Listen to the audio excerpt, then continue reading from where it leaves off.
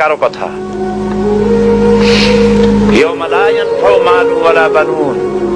সন্তান সন্ততি স্ত্রী পুত্র পরিজন দিয়ে কোনো উপকার কারো হবে না। কোন পীর সাহেব কাউকে সুপারিশ করার কোন সুযোগ নাই। আল্লাহ পাক যাকে পারমিশন দিবেন, যার জন্য দিবেন, তিনি শুধু সুপারিশ করতে পারবে, আর কেউ না। কিয়ামতের দিন অনেক মুরিদ নিয়ে এক এক পীর উঠবে, মিথ্যে কথা।